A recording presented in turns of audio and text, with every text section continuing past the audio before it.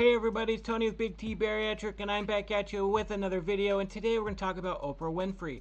Now, Oprah has been trying to get involved with Weight Watchers and Ozempic for a little bit now, and because she's doing that, she did a live stream on YouTube about 3 days ago talking about and disavowing her past diets, apologizing for her role in quote-unquote diet culture, and now she's on there with so-called experts and celebrities talking about dieting and all this stuff. So I thought I'd make a video on it and we could talk about it and talk about some of the things that she says, because I think they're really ridiculous, right? Before we do that, if you can do me a huge favor, look down below and see if you're subscribed to my channel, and if you're not, hit that button for me, please. Subscribe and help me get to 10,000. I really appreciate it. Leave a like and leave a comment and let me know what you think. We're also going to do more of my 600-pound life clips here very soon. I promised that I was going to do a full episode, and I'm working on that, but I'm finally back with more content, so I hope you like this video. Let me know what you think down below. So let's get right into it. So we're going to be talking with Rebel Wilson, with Amber Riley,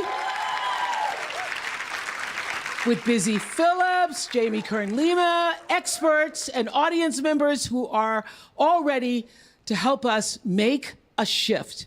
And so now, the shift that she's talking about here is shifting away from diet and exercise, the only true legitimate way of losing weight, and moving towards using drugs and going on Weight Watchers. Now, I've done Weight Watchers before. I've talked about it. I thought it was a great way to lose weight. You get a certain amount of points. You use those points up. You lose weight, right? I've always thought it was a great program. But now they're shifting away from that a little bit and moving towards using drugs like Ozempic.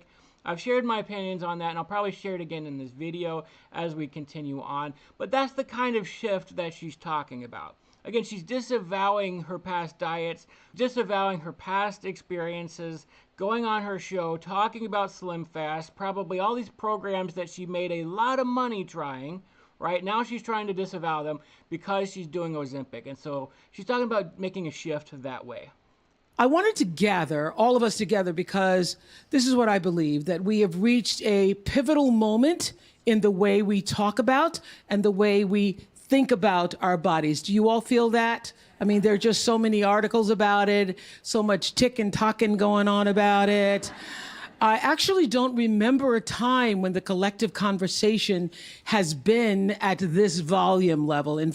So she's talking about the fat activists on TikTok. All these whining and complaining people, all these young kids get on TikTok, and I say kids because I'm 40 years old, but all these young people get on TikTok and whining about weight loss and diet culture, and they can't lose weight. So because there's more volume out there about this, Oprah is trying to get behind them. Why? Because they're her perfect audience.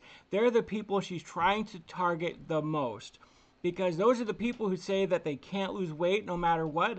So she's saying, hey, I agree with you. Dieting is difficult. We shouldn't be living at a caloric deficit. We shouldn't be starving ourselves. So we need to use Ozempic. We need to use these drugs that I'm backing and getting behind.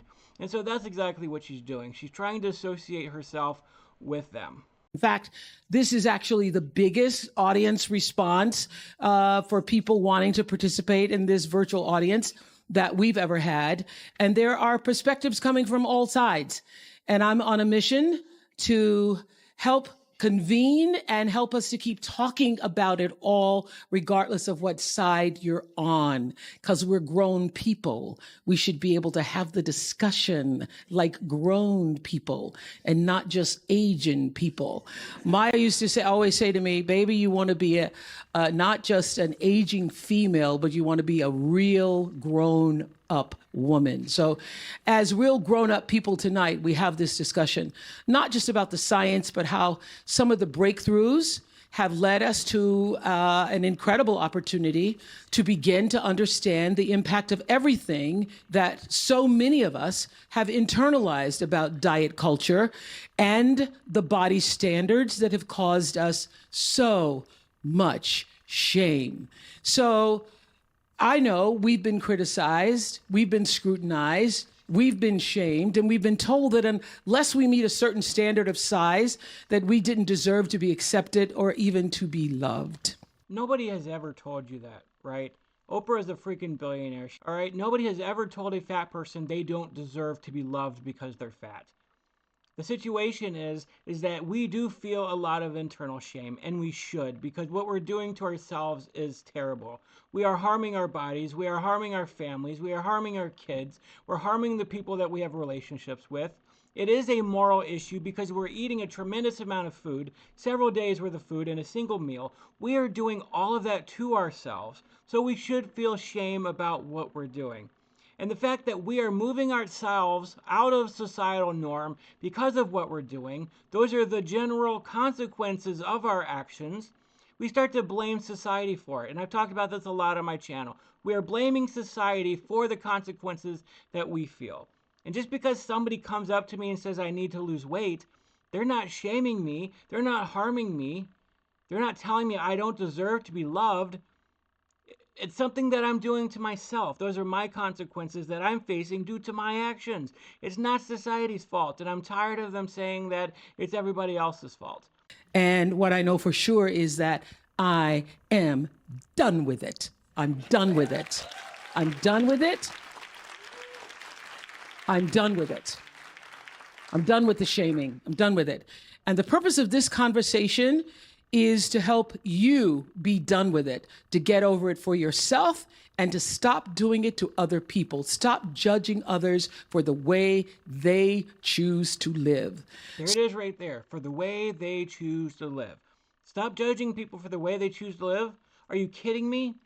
So you're trying to take being obese outside of the different societal issues that we have right now. So if somebody that you love was doing crack cocaine, or was a massive alcoholic, or was doing something that harmed themselves, we don't have a right to talk to that person, to warn them about what they're doing, to care about them enough to ask them to stop, to work with them, to do whatever it takes to warn them about what they're doing to themselves. We don't have a right to do that? Are you kidding me? Obesity is worse than all of those things. You're better off with a drug addiction than obesity. You're better off with any of these things than obesity. Obesity is terrible. Obesity is dangerous. You're wrecking your body. You're taking decades off of your life. You're impacting everybody in your life. You're impacting society and demanding society change for you. You're making it more difficult for you to find a job. But you're acting like the perpetual victim here. Oh, everybody's treating me terribly. Oh, I'm just tired of the shame. I'm tired of dealing with this. You know what? You can fix all of it by losing weight. You can fix all of it by losing weight. Those are things you're doing to yourself, and the consequences that you're facing are a result of what you're doing, and you can fix it by changing your weight. You can change all of it. But you don't want to. You don't want to. So I think the way to get past the shame is to start To lose weight? Is that what you're going to say? looking at someone, everyone, and say, this person is doing the best they know how in any given moment for themselves. No, if you're actively gaining weight and you don't care what you're eating, you are not doing the best for yourselves. Now, as fat people, we like to lie to ourselves. We say we're trying as hard as we can, but we're not. We're giving into our addictions. We're giving into the pleasure of eating food. That's what we're doing. We are not doing the best that we can. We're not. Stop lying to yourself and saying that you are. Everybody is just doing the best they can. And if they are happy with the choices that they are making, you ought to be happy with it too. No. Why would I be happy if somebody was killing themselves, if I loved them? Why would I be happy? I've never been happy that my mom smoked cigarettes, even though she's happy doing it. I've never been happy that my alcoholic dad was an alcoholic, because alcohol is ultimately what killed him. He got killed in a work accident because he got drunk that night. It killed him. Why should I be happy for him that he was an alcoholic? Why? Why should we be happy for people when they're doing something dangerous and destructive to themselves?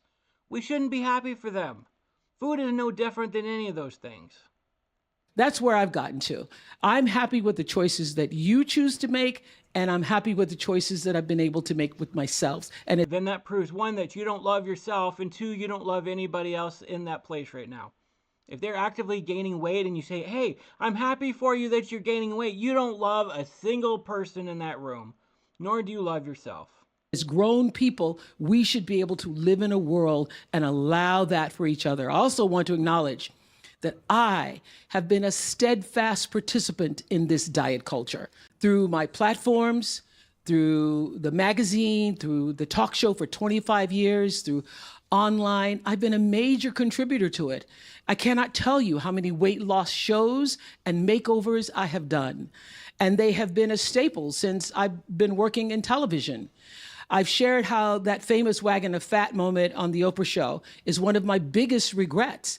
It sent a message that starving yourself with a liquid diet set a standard for people watching that I nor anybody else could uphold. And I've said this before. Okay, you lost 65 pounds. And you did something that was good, in my opinion. You wheeled 65 pounds worth of fat onto stage, and you saw people just how much fat was hanging off your body. And hopefully that inspired millions of women to decide to lose weight. Now again, there are a variety of ways to lose weight. Am I advocating for one diet over another? No, but you went and you did a caloric deficit and you lost 65 pounds and you wheeled that 65 pounds on stage so people can see exactly how much fat that is. That is a lot of fat on that wheelbarrow. You helped a lot of women over the years. Yeah, you yo-yo dieted. Yeah, you gained it back and you lost it again. Like, that's the struggle we are going to face, all right? As long as we're trying, as long as we're fighting for our lives, as long as we're realizing the danger in our eating disorders. Maybe you've tried a lot of things, but you didn't try counseling maybe. You didn't try to help deal with whatever it was that allowed you to binge eat in the first place. You didn't deal with that. So you kept gaining and losing and gaining and losing, which is the yo-yo dieting that a lot of people do. Because you keep giving in to your addiction. So instead of praising yourself for what you were able to do in the past, you're now getting on stage and saying, I regret losing that weight and wheeling that on. I regret inspiring women to go on a caloric deficit. The very next day, I began to gain the weight back. And Maya Angelou always said, when you know better, you do better. That's one of my favorite teachings from her. When you know better, you do better. So these conversations for me are an effort to do better. I own what I've done, and I now want to do better. So I know. No, trying to get people on your new drug is not helping them do better. Again, I'm not against people who use tools to help them lose weight. Whether it's weight loss surgery like I did, whether you're using Ozempic, whatever means that you want to use to help you lose weight, that's great. Try it.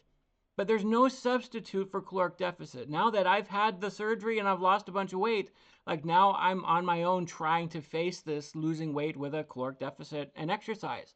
That's what you have to do. If you take Ozempic, you still have to do it that same way, because the second you get off of that drug, the second you get off of it, you're going to gain the weight back. And we showed the numerous studies that are coming out about it now. Now that wagon of fat moment was set into motion after years and years of thinking that my struggle with my weight was my fault. And it is. Whose fault is it, Oprah? Whose fault is it? Who sat down and ate the food? Who had the addiction? You did it to yourself. So you are agreeing with all the fat activists who say, it's not my fault. It's not my fault. I didn't do it. I just gained the weight because of whatever. Even though she literally showed herself losing 65 pounds, she showed that she can change her life and lose the weight. She did go back. She did lose the weight with diet and exercise, right? But now she's saying none of it was her actions. When she ate a lot, she gained weight. When she didn't eat a lot, she lost weight. And because you yo-yoed, that's still your fault. It's not anybody else's fault. Nobody forced you to eat the food. It's taken me even up until last week to process the shame that I felt privately as my very public yo-yo diet moments became a national joke.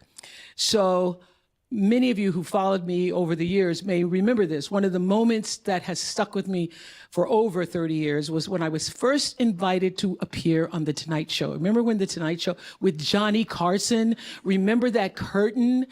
And I remember, oh my God, when I got the call in the office, you're going to be on The Tonight Show. It was 1985. And the very first time I was on, it was hosted by Joan Rivers, who was sitting in for Johnny Carson that night. And I was so excited. I mean, my God, I went out, I bought this suede dress with the little glitters on it. I bought my first pair of Stuart Weitzman shoes. Oh, and when I bought those shoes, they were like rhinestone shoes. And I was thinking, Joan's going to ask me about my shoes. She didn't. What actually happened was that in the middle of the interview, so first of all, when you're doing any of those shows, Tonight Show or any of the shows, the producers do a pre-interview with you first. So you have an idea, you certainly know what they're going to cover. So I'm sitting there and we'd almost finished the interview. Joan had not asked me about my rhinestone shoes. And I crossed my legs so she could actually see them. And I was doing that with my foot. And Joan turned to me and she said, "So how'd you gain the weight?" But you went into beauty contest. They told me you were a beauty contest winner. Yeah, that was 50 pounds ago or so. Yeah, but, so, what'd you win? Well, I won the Miss Fire Prevention contest. Was that a Miss who? what? Fire Prevention. So how'd you gain the weight? I ate a lot. No. You said 50 pounds. You shouldn't let that happen to you. You're very pretty. You know what? No, I don't want to hear. Let me tell you this. Let me tell you You're a something. pretty girl and you're single. You must lose the weight. I'm going to. You know what? This is my first national appearance. And she said, "So how'd you gain the weight?" And I was caught completely off guard. And all I could hear was, "I think she just called me fat. She just called me fat." That's all I could hear. When you are overweight and you put yourself out there like that, people are going to notice your weight. People are going to notice it. That is part of the consequences of what you're doing to yourself. Especially back then when obesity wasn't such a big thing as it is now. Pardon the pun, right? Obesity was not a huge problem back then as it is today. So yeah, you put a target on your own back by gaining the weight, and now you are offended that somebody mentioned it, that somebody noticed it. You did it to yourself. And when I went back and looked at it on YouTube, which you can do, she actually didn't use the word fat, but all I heard was, "She's called me fat, she's called me fat." So I didn't know what to say. So I just said, I ate a lot, Joan, I ate a lot. And then because I thought she would end it, and she did not. She then wagged her finger in my face and she said, no, I don't want to hear it. You're a pretty girl and you must lose the weight. This was on national television. I was so embarrassed. And I said, okay, I will. And she said, yeah, that is embarrassing, right? If I was on national TV and somebody brought up my fat, I would be embarrassed. But Joan was 100% right. She does need to lose the weight. Like, Joan loved Oprah enough to give her a warning and say, you need to lose the weight. Maybe because it would be a lot more difficult for her to, be a star being overweight. Of course, we saw Roseanne and other people come later who are also overweight. Roseanne had a public issue with her weight, and she'd lose the weight and gain it back. And that's just a normal part of a lot of people's lives. Like, they're struggling with their weight. But to get on camera now and say that I had nothing to do with it when she admitted, hey, I just ate a lot, said, I'm going to lose 5 pounds. And I thought, well, we're not going to be able to see you if you do. But promise me you'll lose 15 pounds. And if you lose 15 pounds, you can come back. So all I was thinking was, okay, I can come back if I lose 15 pounds. And I said, okay, I'm going to do it. And then I left there and gained 25 pounds, okay? And that was the start of a vicious cycle of yo-yoing that ended up with that liquid diet where I literally starved myself for months. And the result was that now famous wagon of fat moment. So I'm sharing that with you. You can go to YouTube and see it, because at the time, even until last week, somebody brought it up and I said, so Joan Rivers showed enough concern for her to say, if you can lose the pounds, you can come back on, which is something that we would often face in reality, right? Like, I was told before that I couldn't get a job because I was too big, but if I lost the weight, I could get that job. So yeah, there are certain situations in which we realize that being overweight is harmful to us. There are societal consequences. There are physical consequences. And instead of losing the weight and doing what she had to do to lose the weight, she decided she was going to eat her feelings and gain the weight. That's a mental issue right there. And the fact that she decided to starve herself and go on a liquid diet, again, that was her fault. She could have done it in a more healthy way, but she didn't, right? She didn't do it that way. And so now she's on camera blaming who? Who's she blaming for all of that? She admits she had a cycle with yo-yo dieting, that she starved herself with a liquid diet, and I'm not promoting that at all, but she did this to herself, and she wants to blame everybody else for why she did that. They said, oh, you must have been so angry. And I will tell you all, it had never occurred to me to be angry because I thought I deserved it. I thought her saying that to me, I deserved it. Well, again, I'm not trying to be a big jerk here. She gained the weight. She was overweight. Somebody tried to help encourage her to lose weight so that she can come back on the Johnny Carson show. Like, that was encouragement. She decided to take it and victimize herself and use that shame to help her gain even more weight. She did deserve that because of her size. She deserved that. She did that to herself. Those were the consequences of her gaining the weight and trying to be in show business. Now, again, we understand, I don't agree with all the beauty standards out there. All those beauty standards are not good things. I'm not trying to say that. But if she was a big person, and she was in her past, she needed to lose a little weight. Somebody's trying to encourage her to lose the weight, but she is internalizing it. She's blaming us for her own mental health issues. So my shame story happened to be on national television. And I know that for many of you, yours might be similar to some of the brave people that we just saw in the video, or going to a parent-teacher meeting, or the grocery store, or the beach, or simply walking in the door and feeling embarrassed, or having to get in the pool with your daughter, or because... Yeah, those are all the societal consequences we've been talking about. You're going to feel shame in those instances. You're not going to want to go swimming with everybody else when you're that big. You just don't feel good when you're that big. You know you feel shame. You know you're embarrassed. Like, all of that is true. And you should feel those things. It should drive you to want to change, not keep getting bigger, not to eat more. You should use that to drive you to want to change. But instead, she's saying you don't have to do that. That's everybody else's fault that you feel that shame. You should feel confident and loved because you're overweight somehow. Telling you need to feel confident in yourself because you're overweight. What? That's not something we need to feel confident about. There's nothing good or wholesome or pure or anything about being obese. You're the largest in the room. You walk into the room and you look to see if there's a chair that's going to hold you. Yeah, again, more consequences of what you are doing to yourself. If you want to change that, don't just change your mind and think about it. Lose the weight. I know how exhausting that is. It's really hard to love your own body when the whole world is telling you it wasn't worth loving. So all that stuff that she listed off is her saying that the world says you don't deserve that love. But she just internalized it. When I go to the pool and I see myself that big, when I go to a room and see a chair and wonder if I can fit on it, when I do this or that, it's like those are all thoughts that you had internally. The world didn't make you feel that way. You felt that way. You know it's exhausting. You know you don't look good. You know you don't feel good.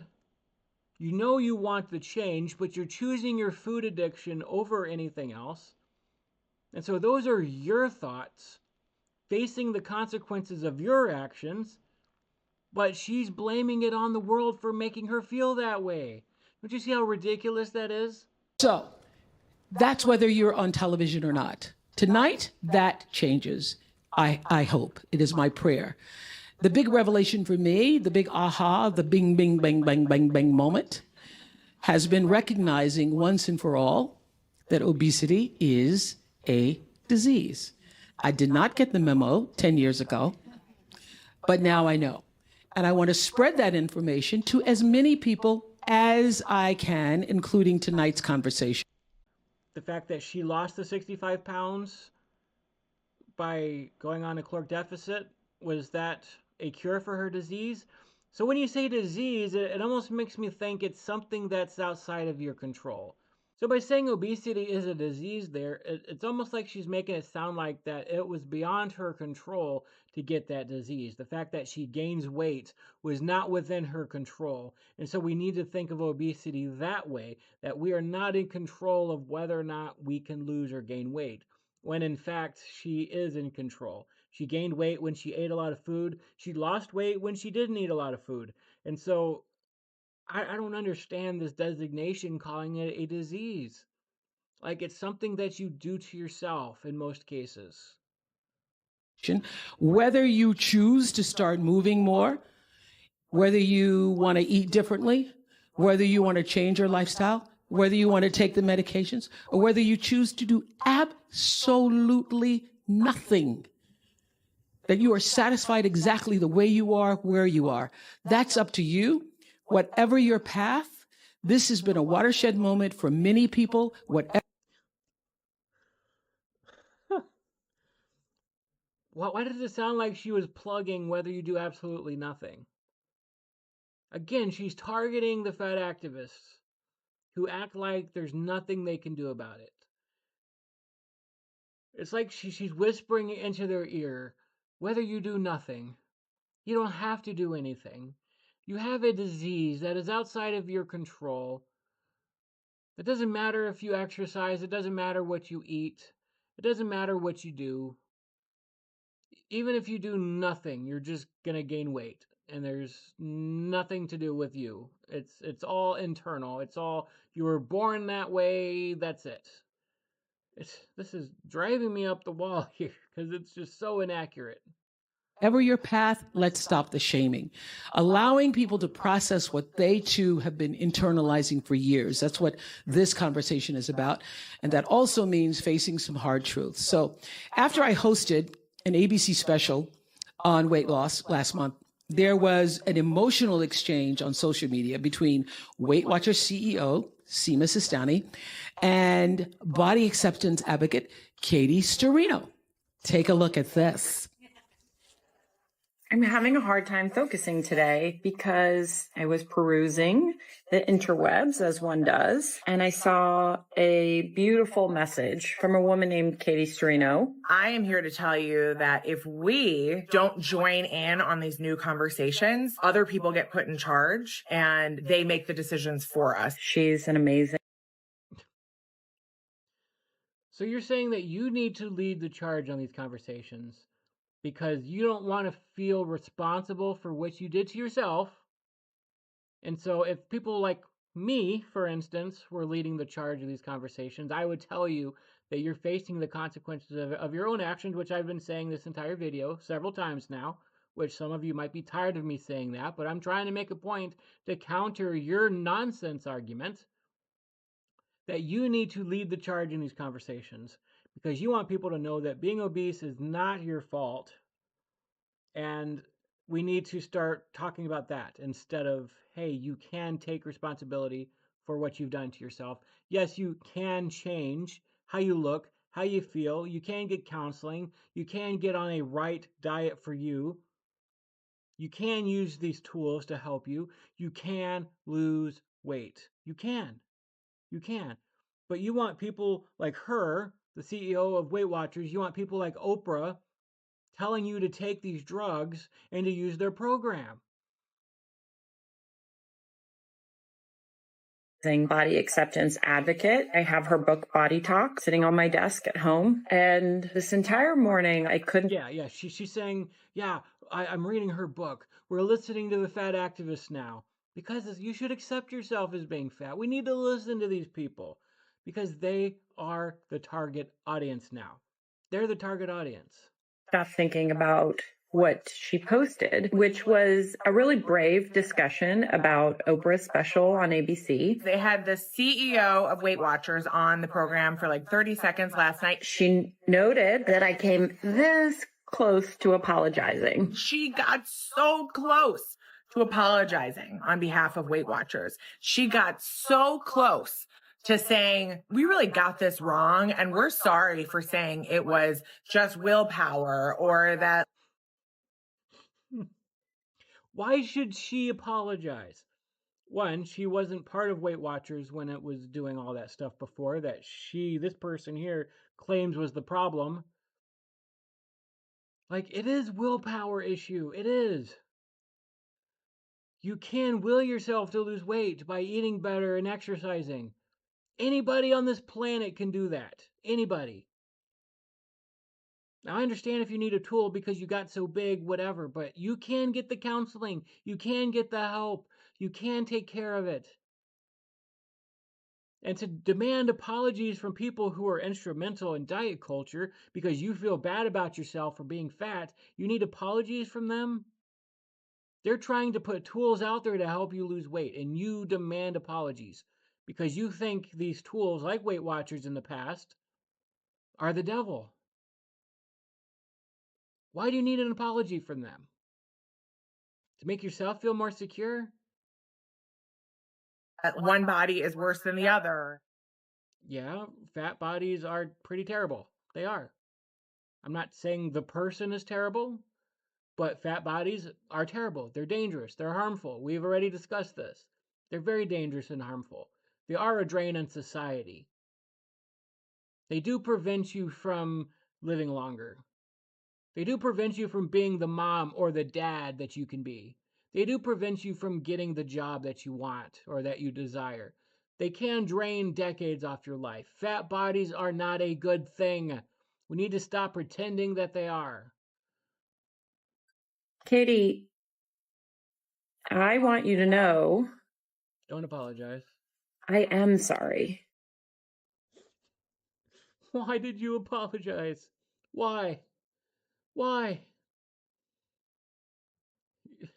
It's not your fault that she has consequences to her obesity. It's not your fault. Why are you apologizing? Why are you giving in? You had nothing to do with her being fat. Nothing at all. You had nothing to do with her feeling bad about herself. Again, this is all about money on the side of Weight Watchers. It's all about money. They're trying to target these people. And so, hey, I'm so sorry. I'm sorry. Weight Watchers has changed. We can target you now, fat people, fat activists. We can target you now because we're sorry that we made you feel bad about yourselves. We're sorry that you're a victim. Whatever, guys, whatever. Weight Watchers is selling out. Oprah is selling out right now. They're selling their souls for profit. What I said on that special, that it's not your fault, I learned that from you. What I can speak to is who we are now and who we are going to be moving forward. And It is your fault. Look into my eyes. It is your fault. If you're overweight, it is your fault. Maybe you've done it a little subconsciously. I know there's weight that I gained without realizing I gained it because I was such in denial, but I woke up. I woke up, I saw the light, I realized that I was harming myself. I realized that I needed to change, that I had had enough, that I hit the breaking point, that I hit my rock bottom moment, and if I didn't change, I was going to die. So then I took the tools at my disposal, got the weight loss surgery, lost 200 pounds, and I'm still in the danger zone. I'm still in the mid 400s. But there are tools at your disposal, whether it's surgery, whether it's Ozempic, whether it's counseling. There are tools in your disposal that you can use to help you lose weight. So saying it's not your fault and taking away all responsibility is not the answer, CEO. It's not the answer. part of that is acknowledging the past where we played any part in the shame that people carry with them, because we can only start to hope for advocacy and health equity when we address our internalized bias. And to the extent that any of that shame or judgment stems from a relationship that you had in the past with this brand, I am sorry. Whoa. Please welcome entrepreneur, advocate, and author of Body Talk, How to Embrace Your Body and Start Living Your Best Life, Katie. You cannot live your best life while obese. You just cannot do it. You cannot do it. This person is complete nonsense. Storino and Weight Watchers CEO, Seema Sistani. Okay. So, Katie, you're the one. I listened the day that happened. Seema called me. We were all talking. It was a thing. That's why we now here. Look what you started. You said you'd been waiting for that apology for 10 years. Tell me about it. But I didn't know that. I didn't know I needed to hear that because, as you said, I am an advocate. I'm an advocate for women all over the world. I wrote the book on. You don't advocate for women. If you actually cared about women and wanted to help them, you would reverse your role and you would start telling them that they need to lose weight before it's too late. Because every book that you write, every podcast that you put out saying that women need to accept themselves being fat, the more you are harming them. You're doing that to them. You're doing it to them. You're lying to them. You're the one who needs to apologize. The more women that buy your BS, the more women that you're harming. And there is blood on your hands, I'm sure. There is blood on your hands. Shame to Weight Watchers and Oprah Winfrey for teaming up with people like you and butting up with people like you and developing relationships with people like you, pretending like they care about people, but they're encouraging them to stay fat. That there's nothing wrong with being fat, that you had no choice, there's no fault whatsoever in you for being fat. This taking the steps to accept your body. I didn't know I needed an apology. And when Seema reached out to me across the internet, my inner child answered and said, wow, this is the first time someone in a position of authority, someone from Weight Watchers, the place that has everyone's got a Weight Watcher story here. Yeah. People have multiple Weight Watchers. Yes. They started with their mother. They went with their grand. Why did Weight Watchers need to apologize to you? Weight Watchers was a good program. I've been on it. I lost weight on it. Weight Watchers works if you stay on it. They don't owe you an apology because they encourage you to try to lose weight. Is that why they need to apologize to you? Because they encourage you to lose weight? Because you didn't feel like you can be all you can be? I'm just not seeing why they need to apologize to you because you couldn't lose weight. Or because maybe they made you feel like you couldn't lose the weight. Or they didn't encourage you enough. What was it? I don't know. I'm just not getting it. Grandmother, then they went back, and then yes. I didn't know I needed to hear it wasn't my fault because when you are in a That's it right there, because as long as you take the power into your own hands to lose weight, as long as they give you the tools, as long as they encourage you to lose weight when it wasn't your fault to begin with, oh no, now you feel like you're just such a victim. You're a victim of the whole diet culture because the choice wasn't yours, right? It wasn't your choice to gain the weight. It wasn't your fault. You had nothing to do with it. This is so stupid. I'm sorry. This is so stupid. bigger body, it is always your fault. Yes. It is. Yes. So Seema, I know that a lot of people around the company were like, what is she apologizing for? Why did you decide to apologize to Katie? It wasn't a hard decision. I mean, seeing and hearing your experience and that you had come away from our program with hurt, with pain. That's not okay. It's not okay for even one person to feel that way. And so all Weight Watchers did was give people the tool to lose weight. That's all they did. They put a tool out there that helps people count their calories so that they can lose weight. That's it. If you were hurt by that, then you are a soft, ridiculous person. There's no other way to say it. You are looking for opportunities to play the victim here. You're going to whine and cry and say, Weight Watchers hurt me because they tried to give me tools to help me lose weight. You're internalizing all that BS. And you're blaming diet culture as a whole for why you're fat. You're fat because you can't stop eating. That's why you're fat. You're fat because you have some sort of mental illness. There's something going on in your brain. You have an addiction. And I know because I did for the longest time. I yo-yo dieted. I struggled for decades. It wasn't just the weight loss surgery that helped me. It was getting the counseling. It was being in a program. Things that helped me hold myself accountable, helped me realize what I was eating was the wrong things. How much I was eating was the wrong things. You're playing the victim right now. You're tuning up your fiddle and you're playing it hot. Like, I believe that belonging is a good antidote for shame. And I wanted to, in that moment, just reach out and say, I hear you. I see you. You matter. Buy my drug. Get back into my program. As long as you're buying your Ozempic at $1,000 a pop or however much it is, we hear you. We hear you. We're going to suck up to you now. You're our new cash cow, you fat activists. Your story matters. And we're not a faceless company.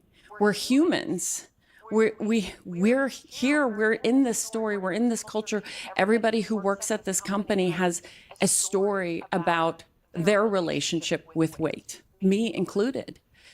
And so I believe that that was the right thing to do. The wrong thing to do. Katie and Seema's exchange struck a nerve and prompted responses from all sides. I hear both of your DMs were flooded. What were people saying to you? I think it was a collective apology. It hit everyone where they needed to hear it. Just again, I go back to it's not. No. This is so stupid. A collective apology? You need an apology from a company that created a tool to help you lose weight? Are you serious? Why are there so many dumb people out there who think that their weight is nothing to do with them or their own actions? Your fault. And hearing it from someone like Seema had such immense impact. And you wanted to hear that it's not your fault, and also that you, Weight Watchers, has been a part of the problem. Yeah. It's not your fault. That's what they want to hear. They want to be sucked up to. It's not their fault. That's what they wanted to hear from a company that makes a tool to help people lose weight. Like, that's what you needed from a tool? That's what you need? That's the apology that you're looking for from companies? It's not your fault. Let us help you. This is all to sell a drug. This is a smokescreen right now. This is all it's all about. This is it. Creating finding a whole new audience for your program. That's all this is doing. This is all this is doing, to sell a drug. Yeah. So I think I talk to my followers a lot about their body journeys, and something that comes up consistently are children who were inappropriately introduced to the Weight Watchers program by mothers who were well-meaning. They're going to a trusted institution and they're saying, I'm worried about my child because someone told me you shouldn't have a bigger child. Yeah, you shouldn't have a bigger child. Obesity is something that should not be entering a child's world. There are kids dying of obesity. There are kids having heart attacks. There are kids getting adult onset diabetes. None of these things should be happening to kids because they're getting larger and larger. There are kids right now who are several hundred pounds overweight. You don't think that's dramatically lowering their life expectancy? You don't think it's killing them? You think Weight Watchers is a bad thing for a kid to be on? When a kid needs to lose weight and a parent doesn't know what to do? Yeah, the parents are well-meaning because they love their kids and they know the consequences of being obese.